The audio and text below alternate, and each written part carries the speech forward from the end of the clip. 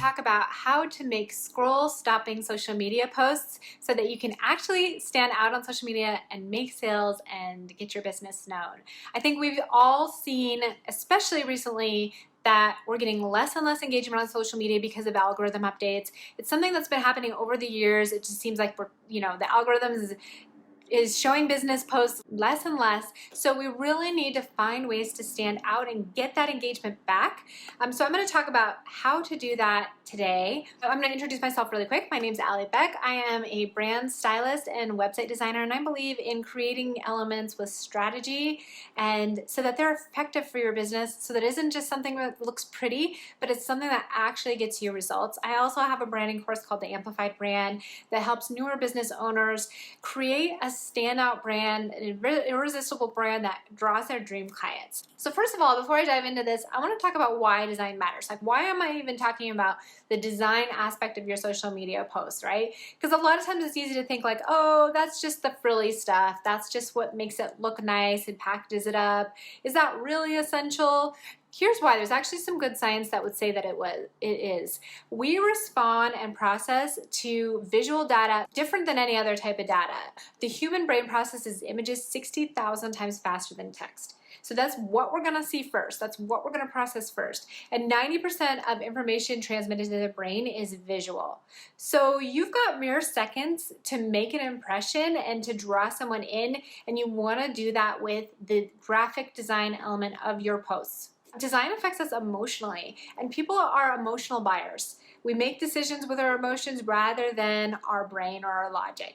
That's just how we are. So you want to make sure that you're meeting people in that emotional spot, that you're creating this environment to spark an emotional response with your design. Design also informs how we interact with something, how we understand it. It helps us process it better. It helps us get what the graphic is trying to say. So it's really important that you're clear and that you're using that design to support your message, not take away from it. Have you ever looked at a graphic and maybe it's got like a super scripty font that you can't read and you're like, well, I don't really know what they're trying to say? People are going to scroll past that. They're not going to take the time to try to figure it out. Maybe you see something where the contrast, the colors are too close and you can't really make out what it is.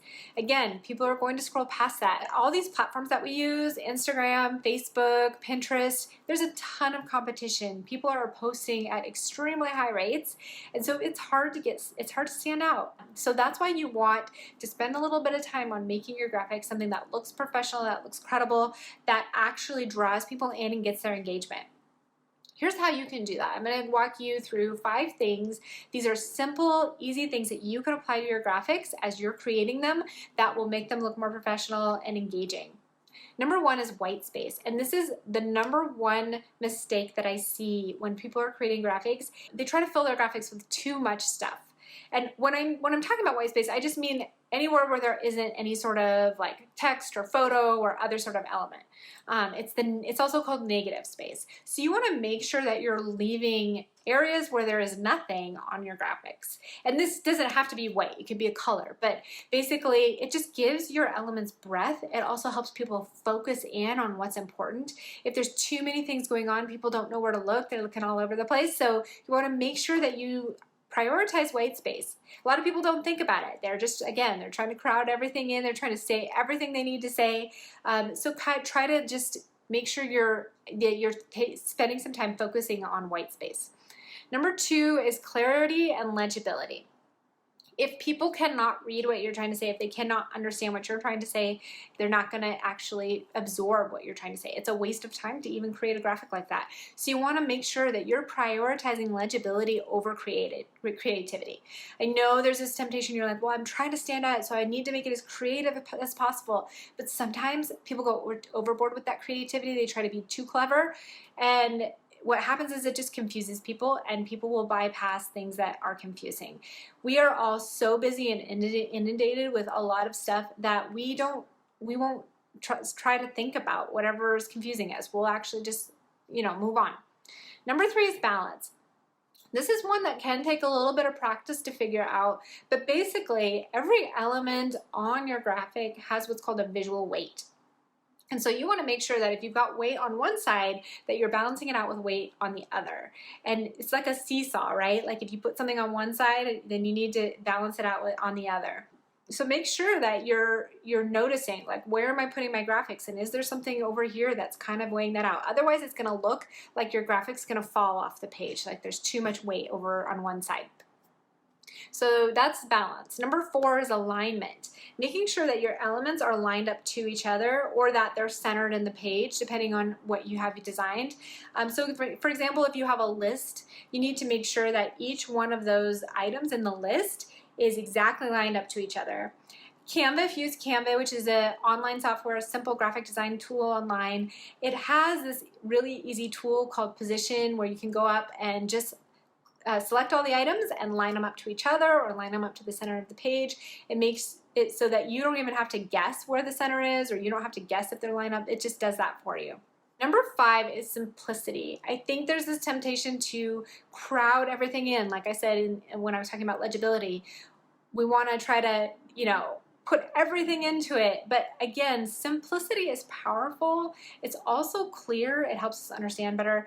And this is one of those things that I think a lot of times when we see simplicity done well, we appreciate the beauty of it. We are like, wow, that actually is really beautiful. That is powerful.